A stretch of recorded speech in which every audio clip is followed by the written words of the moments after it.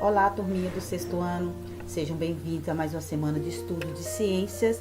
Estamos na semana 18 e nessa semana nós vamos começar a estudar um pouquinho sobre as células, tá? Vocês já pararam para pensar de que é feito o organismo dos seres vivos, né? Do que é feito o nosso corpo? Pois bem, né?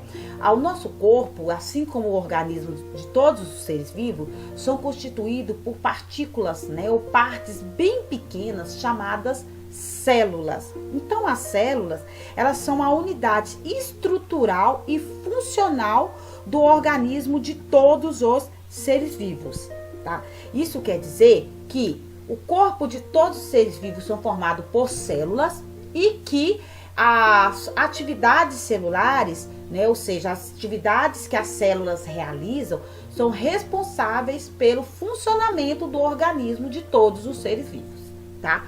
Nem todos os seres vivos possuem o mesmo tipo de célula e nem a mesma quantidade. Alguns seres vivos são formados por um único tipo de célula, né, são chamados unicelulares, como as bactérias.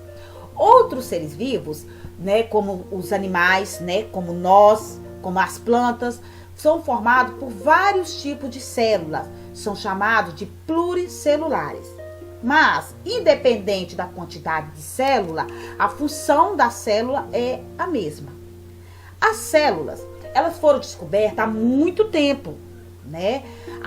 E a descoberta da célula e o estudo da célula foi possível graças a um aparelho chamado microscópio.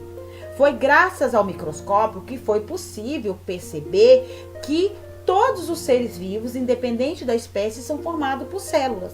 Isso porque, gente, as células só podem ser visualizadas com auxílio de um microscópio. Elas não são vistas a olho nu, né?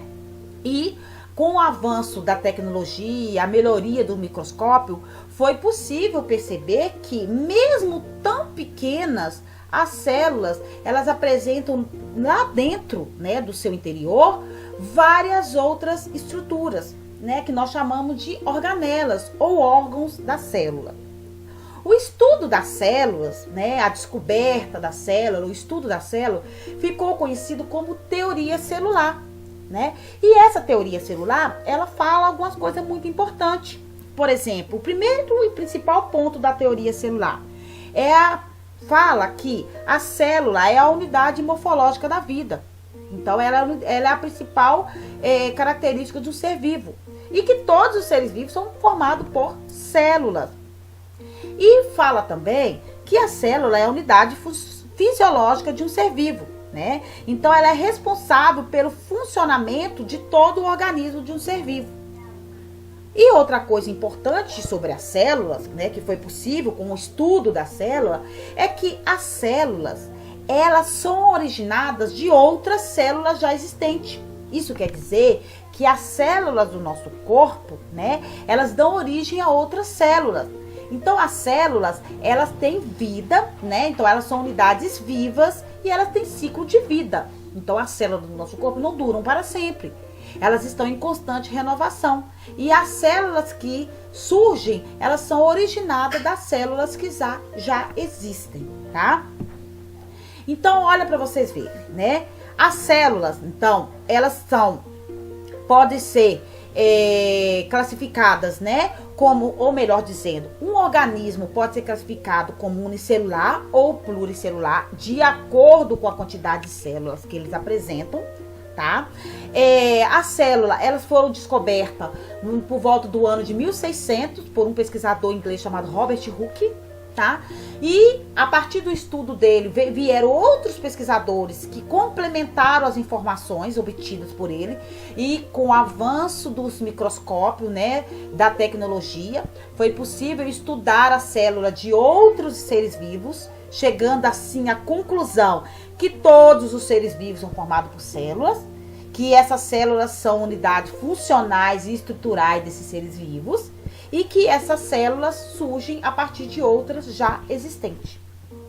Mas o microscópio possibilitou também estudar o interior da célula. E com isso, foi possível identificar as partes básicas da célula e também os órgãos da célula. Então, a célula, ela apresenta algumas estruturas básicas. O que são estruturas básicas? São estruturas que são encontradas em todas as células, independente do tipo. Por quê? Nem todas as células são iguais, como eu já disse para vocês. Algumas células são classificadas como eucariontes, outras procariontes, tá? Eu vou falar disso nas próximas aulas. Mas as partes básicas da célula são encontradas nesses dois tipos de célula. Quais são essas partes básicas? São membrana plasmática, citoplasma e o material genético, tá?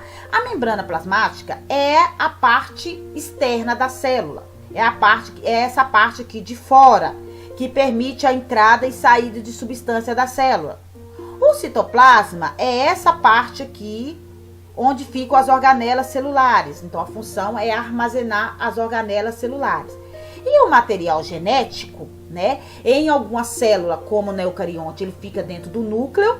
Nas células procarionte, ele fica no citoplasma, né? O material genético é responsável por armazenar toda a informação genética, né, de um ser vivo. Então, por exemplo, toda a informação genética nossa está no nosso material genético, que fica no núcleo da nossa célula. Então, essas são as três partes básicas de uma célula: membrana plasmática, citoplasma e o material genético, que fica no interior do núcleo.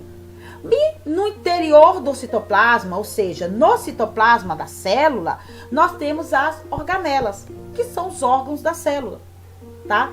Cada organela desempenha uma função no interior da célula e são o conjunto dessas funções, ou melhor dizendo, é o conjunto dessas funções que garante o funcionamento do organismo dos seres vivos, ok?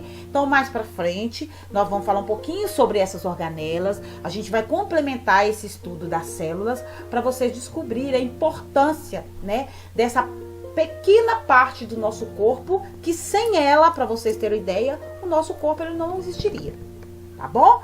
Então, por hoje, a nossa aula fica por aqui, né? Aguardo vocês na próxima semana com mais informações sobre as células. Um grande abraço e até lá!